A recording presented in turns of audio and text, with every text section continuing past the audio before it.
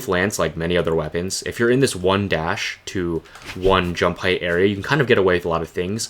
You can dlight on reaction, you can dlight on reaction, and of course you can dash jump sair to catch jumps, and dash jump fast fall sair to catch on the ground. If I sair and I hold forward, you see how I kind of drift forwards and I come out of recovery a lot further away. In comparison, if I do a sair and I hold backwards, you see where I end up. So if you're trying to catch someone with a sair, this is one of the ways you can start to mix up. Because for example, let's say I'm trying to read a jump and I miss. Instead of just falling straight to the ground right here and getting punished, I can continue to drift forward, which makes me a lot harder to punish. Let's say when I miss my dash jump sair, my opponent tries to punish me here, right? But they miss because I start drifting forward. What I can do to punish them, or like counter punish them, is dair them as they try to punish my sair. But if your opponent is starting to catch on to the drift forward sair, you can start drifting backwards and change where you end up after your recovery frames end. So I missed the dair because he doesn't fast fall. I sair, which looks bad, but it's specifically to bait out a sair or a sidelight or something. And then, what is it? If I continued going forward, I would have got hit by this. But since I went back, I ended up getting a free sidelight punish. This is what I mean. This is like what makes Lance annoying and awkward to fight sometimes. You can also do the same thing with nair. For example, let's say I go for a jump, chase, dodge, reverse nair read. As you see, if I miss, I can start drifting in the opposite direction, and I get out of recovery frames right here. And if I hold backwards, as in towards the bodvar, as you see, I'm not really walking backwards. I'm kind of stuck in place, just waiting to get punished.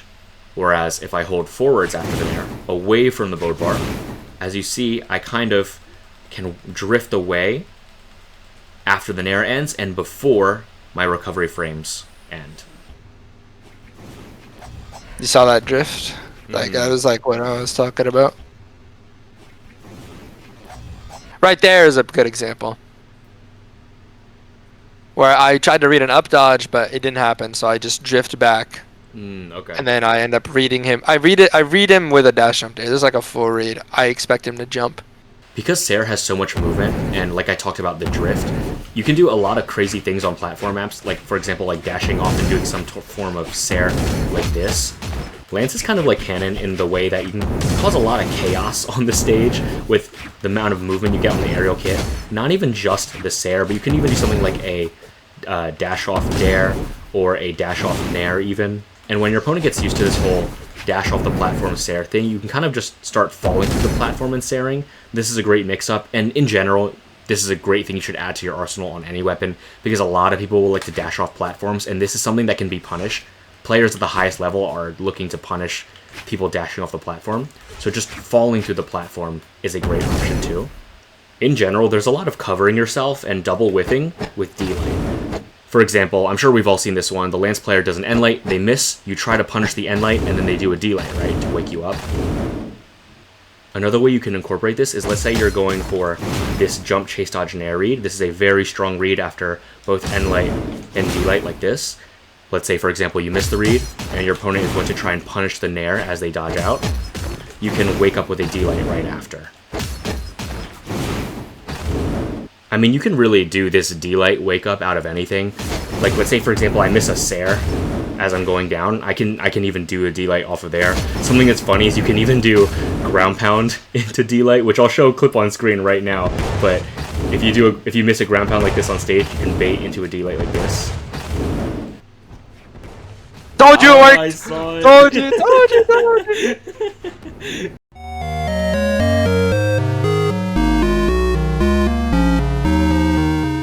Some of the things about dlight are that dlight dlight is unjumpable all the way until orange. So if your opponent burns a dodge in neutral and you manage to catch a dodge like that, you could do dlight dlight. But even at low health, you can go for something like dlight dlight into a dash dlight. That'll catch a lot of people. As you see, that's only 4 frames. Of course, it gets better as you increase the dex. I know on 9 decks vraxx, you can get dlight dlight true, which is extremely strong. And the inverse is true. You can also do dlight dlight. Dlight is a great setup tool for reads and sigs because it keeps them really close to you when you hit them. Like we talked about, you can do dlight dlight unjumpable, so if they do nothing or they burn a dodge, that's free. You can do a jump, chase, dodge, nair to catch a lot of options. And if they jump, of course you can do a jump sair. I mean, any type of jump against Lance, you counter it with a jump sair. And in my opinion, I think it's a great idea to go for dlight and light a lot, especially towards the beginning of a game or the beginning of stocks, because it's not really about hitting the light, because a lot of people will start to dodge this. Basically, by constantly showing the threat of dlight and light, you're kind of planting that seed in your opponent's head that if they don't dodge, they're going to get hit by free damage, so they're going to start to dodge, and later in the stock, that's something that you can read. Your main true combos are going to be side-light dair and side-light nair. Now, both of these are great combos, but I'm going to make the argument that side-light dair is slightly better, for the same reasons that on Scythe, hard side-light is kind of better than soft side-light. For example, if you hit a side-light nair, as you see here, your opponent can do so many things. They can wake up, spot dodge, dodge in any of the 8 directions, they can just not dodge at all, jump, fast fall, do so many things, right? Whereas, for example, if I hit a side-light dair, it kind of limits the amount of things that they can do. They're not going to dodge down, obviously, right? So that kind of eliminates 3 of the dodge options. And this whole position, there's a lot more threat of, for example, going for side-light dair dash dlight, side-light dair end-light, so your opponent is probably not going to wake up as often.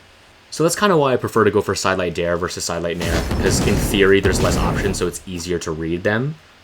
But as you start pushing your opponent more towards the later healths, like in kill percent, I see more of an argument to go for side-light nair because it opens up the door for chase dodge recovery like this, or some sort of read to immediately end the stock. If we show the same situation where my opponent is in kill percent and I go for a side-light dair instead of a nair, as you see the dair has more force, they get sent further away, it's kind of hard to get any valuable read off of that. I'm sure I could maybe go for a sair, but it's pretty difficult. Whereas it's a lot easier to catch something that can kill off of a side-light nair. Legendary.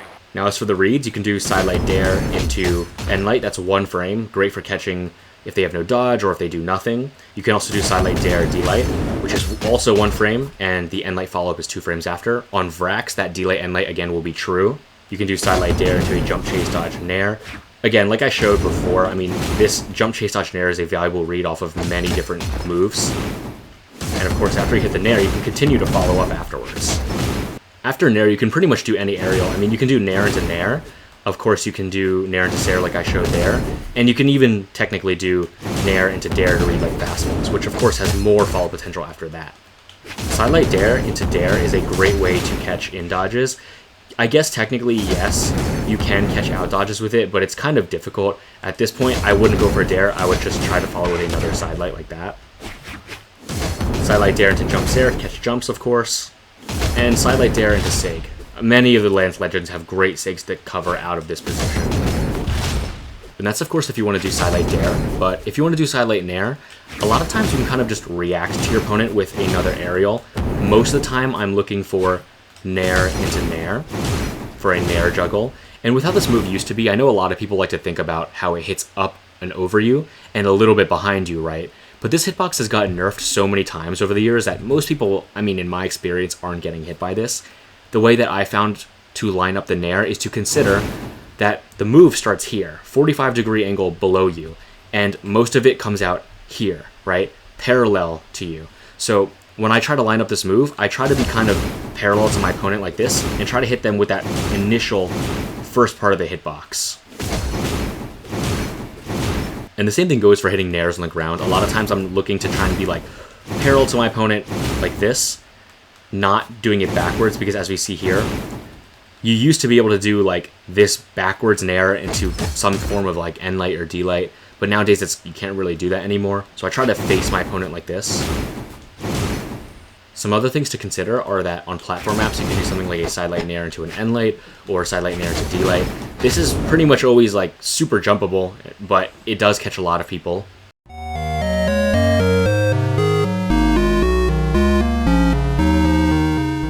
Now, I know a lot of people say that one of the biggest weaknesses of Lance is that it can't really kill unless your opponent either has no dodge and you hit a side-light sair or a side-light recovery like that. So most of the time you're looking for either stray sairs or some form of sig to kill your opponent. But this goes for any weapon that doesn't really have a good kill confirm, and it's that just because your main way of killing someone is looking for a sair or a sig doesn't mean that that should be the only way that you should actually kill them. For example, if you have a lead on your opponent, you don't want to just fish for sairs because you're ditching your whole game plan just to look for a sair, right? Which makes you very punishable. Remember, you'd have such a fast endlight, you can kind of just play your lead forever and build up enough damage to where that endlight will just kill on the stage. Yeah, it's a lot less efficient than looking for a stray sair, but at the end of the day, if you've built a good lead against your opponent by, you know, just playing neutral, having good movement, and doing smart punishes, why change your game plan trying to look for some huge kill option when you can just keep doing the same thing and look for endlights on reaction? This is a lot safer and a lot faster. Now, I don't really have too many tips for Lance off stage, except for use ground pound. I mean, you can do something like, say, scythe dair into a jump ground pound to read people, like, jumping, dodging up towards the stage like that. I mean, in general, if someone burns a dodge off stage like this, and you manage to hit a ground pound, that's almost an immediate stock ender, so you should always keep that in the back of your mind. But most of the time, if you're doing off-stage things with the Lance, you want to be looking for, like, dairs, and even sairs. I mean, this has a lot of active frames, so it's pretty easy to send your opponent off stage, chase them down, and then look for another sair like that, or, you know, something like that. It's kind of just about following your opponent and reading their options and catching them with a dair or a sair like that. And of course, if they have no dodge, you can do something like dair sair, and that is a great setup to kill early. Again, off stage, if your opponent likes to jump, you can do sair like this. And the last tip I have is when you're recovering back to the stage, you just want to be careful when you use your recovery. For example, if you do your jump, dodge, and then the recovery is the last thing left, you just want to be careful because it's very easy for your opponent to just throw a weapon and like completely stuff out your recovery. A lot of times I like to use my recovery first to get a little bit of height, and then return to stage with something like a jump nair, or even a jump weapon throw up, like that. Alright guys, that's the end of the video. Thank you so much for watching, and I hope to see you guys next time. Bye-bye.